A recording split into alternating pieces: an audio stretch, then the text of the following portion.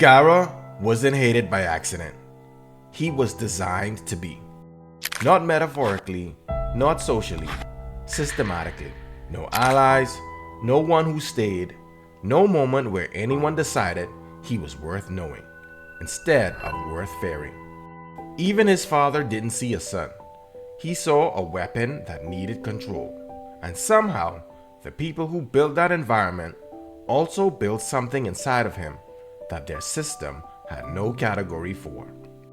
This isn't a redemption story, because what that hatred created didn't need redemption to work. The question is, what does a person become when their identity never had anyone to attach to? Under this kind of pressure, most people don't stabilize. They look for someone else to stabilize them. He doesn't look for backup. He doesn't look for approval. He doesn't even look for acknowledgement. There's no checking the room, no reading reactions. Nothing about what he's doing is referencing anyone else. And that should break him, because when your identity depends on others, removing those others usually collapses it.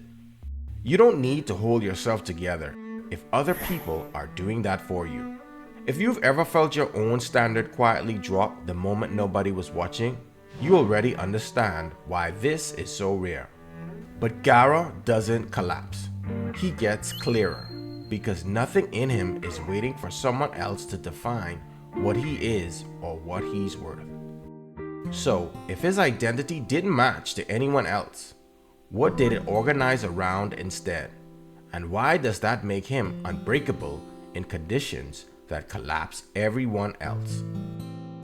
By the time the exam reaches its final stage, the pressure around Gaara is total.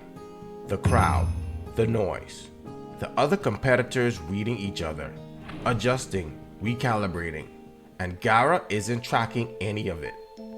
Not the opponent across from him, not the crowd reading his face, not even his siblings watching from the stands.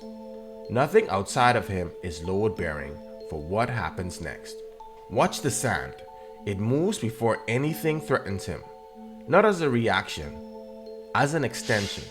It's responding to something happening inside him, not outside. When Rock Lee removes his weights and starts moving faster than Gaara's sand can track, this is the moment any externally anchored identity starts looking for a reference point, someone to read, something to confirm you're still in control. Gaara doesn't look for that reference point. He doesn't look at Lee, he doesn't look at Temari, he doesn't look at the crowd. He goes somewhere nobody else in that stadium can follow him. When Sasuke breaks that armor and Gaara bleeds for the first time in his life, his response isn't fear. It isn't pain. It's recognition. I exist. Therefore, I fight for myself. That's not a battle cry. That's a psychological architecture identifying its own foundation. What Gaara built without anyone to build it around is what psychology calls non-relational identity formation. Self-anchored identity system. He doesn't know who he is because of how people see him. He knows who he is because he's the only reference point his identity ever had. And that works until it doesn't. Because a system with no external dependencies, no relational input, no external validation required has never encountered anything it couldn't self-reference until now. A self-anchored identity is unbreakable under almost every condition. But there's one thing it has no category for. Someone who fights for something other than themselves. And Gaara is about to meet him. And that's why nothing in the village could change him. Because everything they did, fear, isolation, rejection, only removed the very thing his identity didn't depend on in the first place. A self-anchored identity system is stable. It doesn't wait for approval.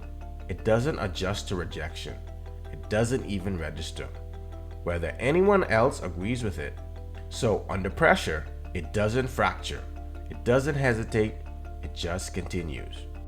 But stability isn't the same as completeness. A system that only references itself can survive almost anything, except something it was never built to understand. Naruto isn't fighting for himself. He's fighting for people, for something outside of him. And this is the moment that got me, because up until here, Gaara makes perfect sense. And then Naruto shows up, and suddenly he doesn't. Because there's nothing in Gaara that can process that. No reference point, no internal equivalent. So if his identity was built to survive everything, why is this the thing that finally shakes it? What does a self-anchored system do when it counters something it can't turn back into itself? The system didn't collapse. It just ran into something it had no file for. Watch what happens here. He's not figuring out how to win next time. He's not recalibrating toward himself. He's sitting with the question about something else for the first time. Non-relational identity formation doesn't break when it meets something external. It does something harder. It chooses. This isn't a redemption story. It never was. Naruto didn't fix what the hatred broke. He showed Gaara the one thing a system built entirely on self-reference cannot generate from the inside: a reason to extend outward. Most people build their identity from the outside in. They need the relationships first, then they know who they are. Gaara built it from the inside out. He knew who he was before anyone confirmed it. That's not a trauma response, that's a different architecture. He didn't become the Kazekage because he learned to need people. He became the Kazekage because he was the only person whose identity was built to hold the weight of that position, without needing anyone to confirm it. If you want to know where your identity actually anchors, when the relationships disappear, when the approval is gone, when there's nothing left to stabilize you from the outside, take the archetype assessment below. That's where you find out which system you're actually running. Link in the description. And if you're building that anchor for real, the guild is where that work happens on Patreon. Link is in the description. He didn't need anyone to make him who he was. He just needed to find out what it was that was worth protecting. Till next time, crew. Under the glow of stars, we forge our future together. Captain Geo Bravo signing off. Peace.